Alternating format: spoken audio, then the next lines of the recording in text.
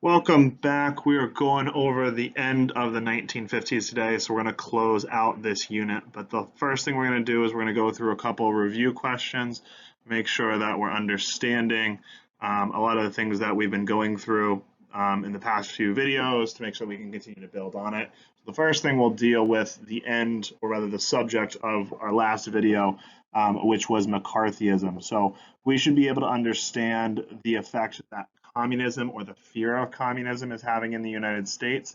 And the height of it is going to come in the middle of the second Red Scare, or something known as McCarthyism in the United States, when the United States government is going to be holding trials, trying to figure out and rid our country of communism. And the person that leads that charge is a man by the name of Joseph McCarthy. So that's why it gets the name McCarthyism. During the 1950s, the fear of communism, especially in the earlier part, is going to be extremely high. We weren't that successful at the beginning part of the Korean War, and it took until Eisenhower to kind of come in to cool things down. But there's a lot of fear. It even gets to the level of extremity that we're looking at what happens with the Rosenbergs. And the Rosenbergs were a family, they were a married couple that were actually executed for being spies. There was not a lot of hard evidence. Not just the man that actually did this alleged stealing of secrets, Julius Rosenberg, but his wife Ethel Rosenberg, whose crime, I guess, would be actually just transferring this information. But we have a lot of this level to this discussion on this fear of communism that it's taking to extreme levels. We're even putting people to death, and we're paranoid that everyone around us could possibly be spies. And lastly, we also need to understand kind of the broader context of foreign policy where we're at, to think back to these big names that we've been bringing in. We've used his name so often, but really understand how long we've been talking about the leader of the Soviet Union since the 1920s, Joseph Stalin. He's been around all throughout the 1930s, through World War II, all of the beginning issues like the crisis in Berlin or in the Korean War. But things are going to start to change very, very quickly. So we're going to start learning some new names, get some different vocab term as we end out this era, we end out this decade of the 1950s. So today is all going to be about Eisenhower's role with the Cold War and how he is going to fit into this larger story. So we've already looked at under President Truman all the way up to the Korean War and in Asia and Berlin, and we're going to see how Eisenhower handles his issues. So the first thing that we really have to talk about, Eisenhower gets elected first in 1952 and then again in 1956. So he serves from 1952 to 1960. But a year after he takes office, he ends the Korean War and Stalin actually dies. So no one really knows exactly what's going to happen next. There's no elections in the Soviet Union. It's a totalitarian dictatorship, so that the one person has total control. So we're still waiting to see kind of who comes out of those elections. So there's a lot of instability in the Soviet Union. So America is going to be able to be a little bit more on the offensive because we're going to have a lot more stability, and they're still trying to pick who their leader is, and so they're still trying to ground themselves and figure out what is their general plan moving forward, because they haven't had to deal with this since the 1920s. He's been in power for over 30 years. In the 1950s, Eisenhower tried to handle his foreign policy in a different way. Eisenhower had a really good reputation. A lot of people knew who he was. He was a strong military-minded individual. He was America's lead general during D-Day during World War II. So he's seen war with his own eyes. He's seen carnage. And as America continues to grow in the 1950s and our military technology becomes much more advanced, Eisenhower really starts to look at how he can get what he says more bang for his buck. So get more and spend less, or give less.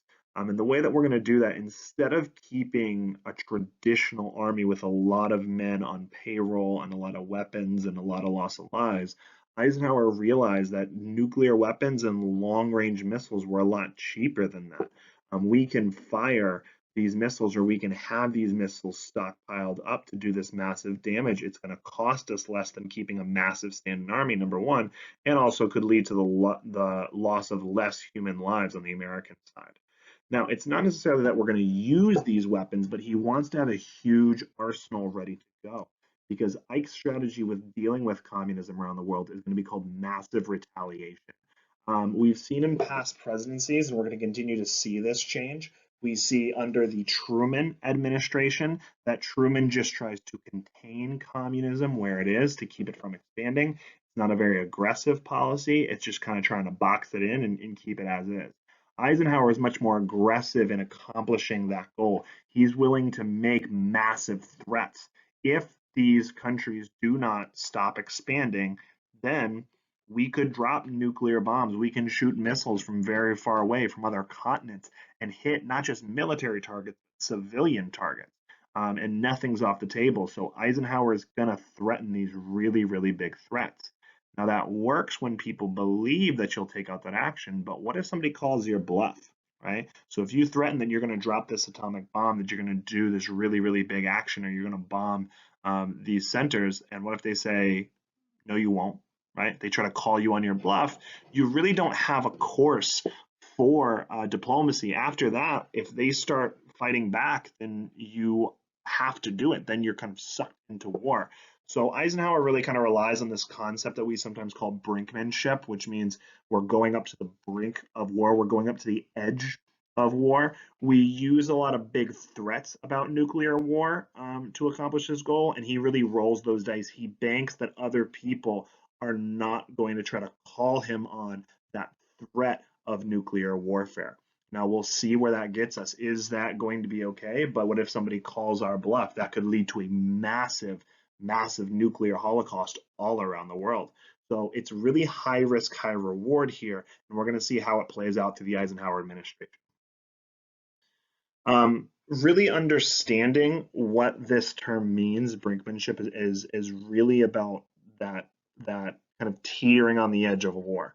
It's that big threat that you're really, maybe you could say somebody's playing with fire. They're getting really, really close. It's very, very dangerous trying to get the other side to back down. But again, the problem is if they don't back down, what's going to happen? Now, the technology that we're using to really try to bolster these claims or these threats, one of them are called ICBM, intercontinental ballistic missiles. Intercontinental means between continents. Ballistic is a way of firing and actually propelling these missiles. So these are missiles that can be shot from one continent to the other. These have massive, massive range. So it makes actually hitting targets much more probable and likely. But that also means that when other countries develop it, they can hit us from further continents away. So it kind of becomes a two-sided coin. So they don't have to necessarily see these weapons, but if they know that we're building up and we say that we have them, are they willing to call our bluff? Are they willing to roll those dice? We're also going to create submarines that act as launch pads so that we could have these secret launch pads all around the world. And we really try to put this pressure on these other countries around us to really kind of threaten them if the communism starts expanding in the area, that we can stop them from actually doing that. But again, if massive retaliation fails, if this big threat fails, what's at risk? Mutually assured destruction. What that means is that we know that if we go to war, and what we're banking on is they realize this and that they're not willing to mess with this, that if they decide to call our bluff and they decide to fight back and we actually pull that trigger, everybody's going down. This is kind of the wiping out of a large portion, if not a majority or all of the human race. And this is going to escalate very quick. It's mutually assured destruction. Everybody is guaranteed to get destroyed. So are they willing to roll those dice? Are they willing to risk it? We'll see what happens. We can see a lot of different examples of this kind of mutually assured destruction, or MAD, throughout the world. There are different alliances that are created that we try to back ourselves up so that it makes us seem like we have an even more powerful ally system than they do, to try to prevent their system of government, communism, from expanding. We are able to stop North Korea from invading South Korea. He threatens China with a nuclear warhead. They back down. North Korea backs off. North Korea and South Korea split. Everything's fine. This also actually works in Egypt, the Suez Canal. Now, the Suez Canal, and I'm going to highlight this here in yellow, I'm going to circle this, is this a body of water that cuts through this little region of Egypt here. It connects the Red Sea to the Mediterranean Sea, so it's a huge trade point if you want to cut through and get to Europe. get to different sections of Africa, or different portions of Asia. And what's going to happen is the Soviet Union, Great Britain, and France are all going to invade this area to really try to take control of the Suez Canal. But Eisenhower is going to threaten the Soviet Union, the French, and the British to all back off. He's going to threaten them with a nuclear warhead. Now, the USSR is really struggling at this point. Remember, they just lost their leader in 1953, so they're a little bit unstable right now. So a lot of these countries are all going to back off. The problem is, after this, is America really becomes the world police of the Middle East, and this is when our story of this connection to the Middle East really gets started. It's not just 9/11 and a random terrorist attack.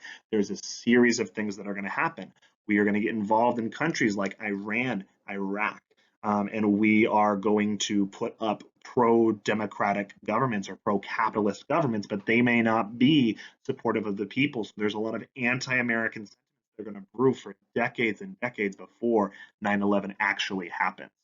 But we are going to have to deal with this problem as we go forward. Now, this is going to sound maybe a little bit similar to a topic you may have heard of in like a US 1 type course if you go all the way back to the 1800s.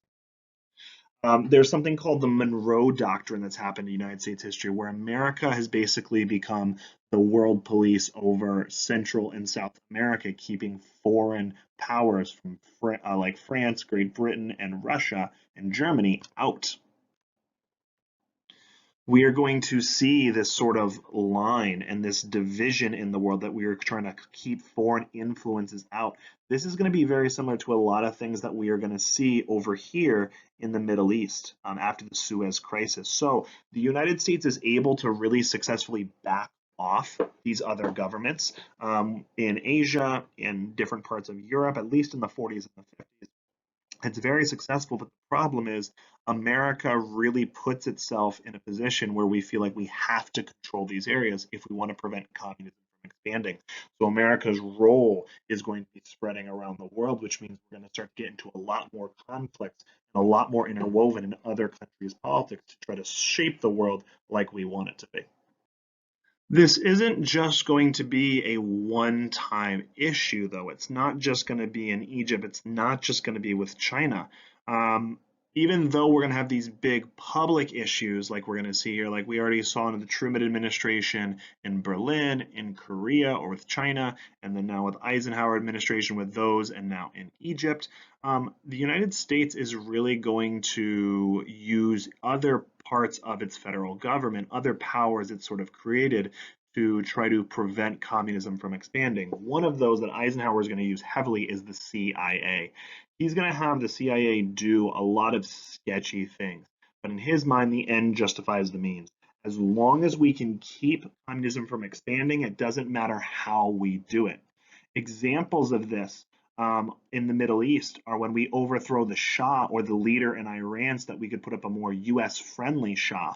But the problem is this leader is not going to be liked by the people. It's going to create a massive anti-government revolution. It's going to make it very unstable, and a lot of anti-American sentiments that's going to feed into the creation of the Taliban that's going to come in later decades.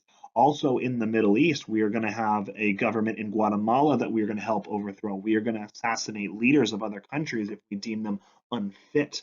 One major leader that we're going to have to deal with, and a name you really can't forget, he's going to become very important into America's story in the following decades. In 1959, the CIA was actually very vocal against the new Cuban dictator and made plans to actually assassinate him and get him out of power. This new Cuban dictator was Fidel Castro. He was a military leader who actually throws an overthrow of the government or a coup of the government in 1959 and takes power. He is going to be a socialist style of government, totalitarian. He's going to be much more aligned with the Soviet Union. And if you know anything about geography, where Cuba is, it is very, very close to the United States, just less kind of like than 100 miles off the coast of Florida. So this is going to be a huge issue for us once we get to the Kennedy administration, which comes right first in the 1960s. During this period, though, the Cold War is not just going to take the shape of things like duck and cover or McCarthyism and the Red Scare, or even just these foreign policies dealing with other countries, it's also going to take us to space. In the 1950s, we start developing technology to get us into space. We don't really know what we're going to use this technology for, but the belief is that we could use it for more satellites. We could use it to coordinate missile strikes to gain information, possibly spy on the enemy, but also they could do it too. So there's a huge race who's going to be the first person to get to space, and they dubbed this very coincidentally the space race. So we're going to talk about the space race very quickly, or at least the early parts of it. So this space race is going to literally take us beyond the continent, beyond the Earth. We're going to space. We are fighting for control of who can get there first, for fear of espionage, fear of protection. We don't even know what this other country could do when they get to space. And so in 1957, the Soviet Union launches a satellite called Sputnik. Sputnik is the first satellite that actually makes it to space and orbits the Earth. It comes back down eventually, and there's other satellites that will go up to replace it.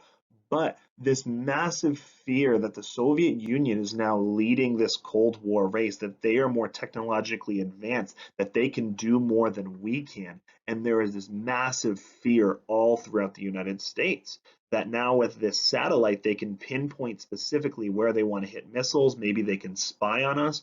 We don't really know what's happening. So the United States is really, really starting to freak out, and it's going to cause a massive amount of change in this country. The new leader of the Soviet Union is a man by the name of Nikita Khrushchev. And it really puts the United States back on its heels and become very, very afraid. Citizens have fear struck in them all throughout. How have we lost to the Soviets? They have overtaken it. Communism is going to start spreading around the world, that it's going to be like this domino effect. And especially with some hardline speeches coming from the Soviet government, like this one from Khrushchev: we will bury you. Your grandchildren will live under communism. That communism is now taking a hold of the world. And so as a result, the United States starts to speed up plans to build this brand new technology, whether it be war technology, getting ready to fight, and space technology. We start building ICBMs, which are intercontinental ballistic missiles that can fire from different spots from one continent to another, and intermediate range ballistic missile submarines, which means they're submarines that can shoot a very, very far distance away. So it's not necessarily from continent to continent because it's in the water, so it's not on a continent, but it can still shoot for a very, very long distance. So these are all new military tactics, gearing up for the sense of war that, oh my God, they're passing us. We're going to have to do something about it. This fear that it strikes in the United States actually has some positive effects. America really gained this sort of edge, this competitive edge, this work ethic, that we need to catch up and we need to pass the Soviet Union. The government is going to start creating different branches to specifically deal with this issue of space. We create the National Aeronautics and Space Administration, or more commonly known as NASA, in 1958 to try to get us to catch up on this space technology. We also create the National Defense Education Act.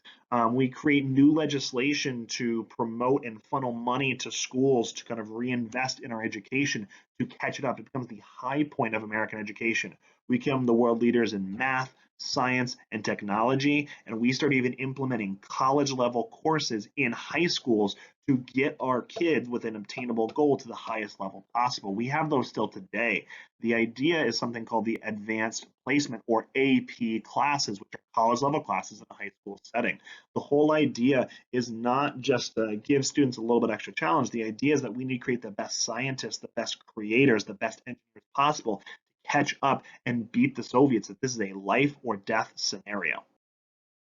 This is a picture actually of Sputnik, this tiny little ball. It doesn't look like much. It's a little dinky little thing, but this is the technology that really sparks fear all throughout the United States. Eventually, we are going to get astronauts up into space that are going to come back down safely, and by the end of the 1960s, 1969, we'll actually put a man on the moon. But we are going to get Americans into space, and we're going to kind of catch up, but it's going to take us a while before Americans actually feel like we're successfully in the lead and the Soviet Union's on the decline. Ultimately, there is this conquest, and it really starts spurring all this new innovation technology, not only in our country, but all throughout the world, in this race to really who is going to control all the United States. So even though the Cold War isn't taking the form of violence with bombs going off and countries actually fighting each other in the 1950s, especially in the later part of the 1950s, we are really competing them. We're kind of having a war for influence, a war for technology, where we're trying to be the first person to accomplish these goals before the other side does, to gain influence and gain support. Really, by the time we get to 1960, to the end of the 1950s, there is a lot of stuff going on, like Sputnik and actually getting Americans up into space. But the 1950s has been very, very prosperous. However, there are presidential term limits, so by 1960, Eisenhower will be done. Ike will not be able to run again, and we're going to pick up later in the 1960s. The big thing we need to be able to take away from not only this video, but when we're talking about the 1950s as a whole, if you look back at McCarthyism, if you're looking at gender roles, if you're looking at affluence, if you're looking at the Korean War, there's a lot of things we can really talk about when we're looking at the whole scope of the Cold War, at least in the 1950s. Really, by the end of the decade, American people were very, very optimistic, especially by the end, much more than they were in 1950. We're no longer afraid of this return to the Great Depression, which we really were in the 1940s. That was a huge issue. That's why we weren't getting involved in World War II. But after World War II and in the 1950s, we see so much prosperity that life is so much better economically. There's all this new technology and a higher standard of living that Americans aren't really scared of that anymore. There was anxiety over the Cold War, and we talked about this before. Maybe you remember the duck and cover drills. Maybe you can talk about maybe our last video on McCarthyism, the building up of nuclear weapons and atomic bombs and hydrogen bombs and all of these things. But by the end of the 1950s, we haven't really talked about a lot of conflict, and it wasn't really that much more severe. There was the space race and Sputnik going up, but there wasn't this real tension and this fear that there was going to be a nuclear annihilation by the time we get to 1960. So America is a very, very different place than they were just a couple years after World War II in 1950. The one thing, though, that is going to become a huge issue in the 1950s, and really some of our next videos you're going to see come out, are all going to be about the questioning of American values, and race relations are going to be huge. The civil rights movement is going to take off heavily in the 1950s. I purposely haven't talked about it in videos yet because it's going to need its own videos, its own subject matters, where we're really going to see this discussion of race and equality and desegregation really start to come up. And that becomes our new focus going forward. So that should cover everything with the foreign policy in the 1950s. If you have any questions, leave some comments down in the section below. See ya.